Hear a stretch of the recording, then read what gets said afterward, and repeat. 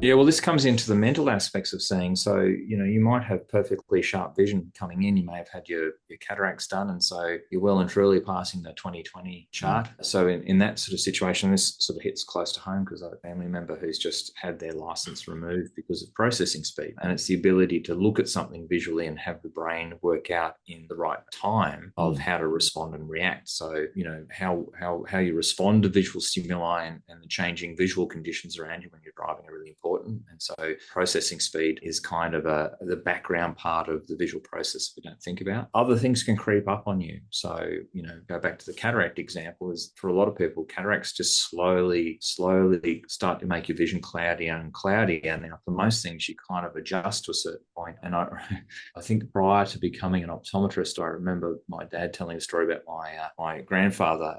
My dad was driving, my grandfather was in the passenger seat, and he was complaining about the truck they were following having a really muddy number plate. Look how muddy that number plate is. My dad's like, that's not a muddy number plate. It's absolutely clear as anything, and it was my grandfather's cataracts Right. getting in the way, him seeing clearly. And so, he didn't even realize, because for day-to-day stuff, he kind of managed and compensated. Yep. But that's what it creep up on you. And things like macular degeneration can be the same thing. So there are conditions as you age that can creep up on you. Glaucoma, Mm. that's a Hmm. sneak thief sight. That Hmm. doesn't tend to affect clarity. That tends to affect your peripheral vision, where your peripheral vision starts to get impacted. And the challenge with glaucoma is, and this is why it's such a routine part of an optometric exam for adults, is making sure we're looking at making sure we're checking eye pressures, Mm. is that if you become conscious of your loss in your peripheral vision, things surprising you when they come from the side, people walking near you in the shopping centres, or that cars come from nowhere, then 80% of the damage is sort of done. So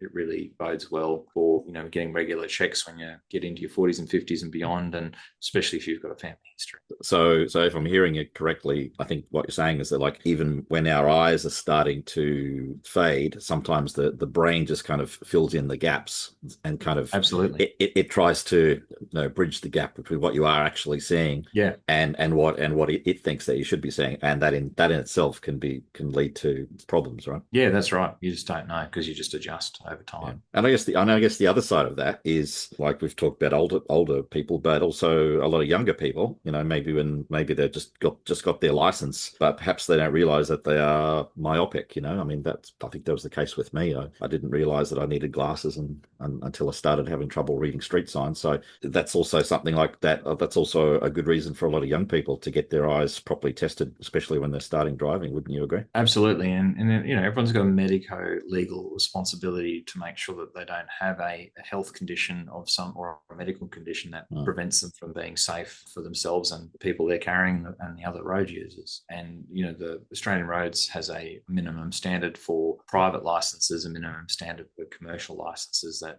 mostly deal with sight, but also get into things like peripheral vision, whether you're getting diplopia or double vision. And so being well armed, and, there's nothing worse than turning up to your local transport department and then, all eager to get your license, and then finding out you can't actually pass because you can't see down the chart well enough. And optometrists can do driver's license checks, can't they? Like visual checks before you Yeah, before you yeah. actually So go in. we've got the Australian Roads guidelines that we go by for commercial and private licensing. And so there's a checklist that we can go off and make sure people are legal to drive. And, that's some of the advice that we might have if I've got someone who, was 6'6" and is now starting to get a reduction in their distance sight. I'll often have that conversation around, hey, look, you're still within the legal limits, or hey, look, you're a bit borderline now. I think next visit we might be having a discussion about you legally needing to wear prescription while you're driving, and that opens up the conversation that, there's a difference between being legal and feeling safe and confident, and everyone's got their own kind of bar and measurement. It depends the kind of driving that you do and the conditions you're in. But,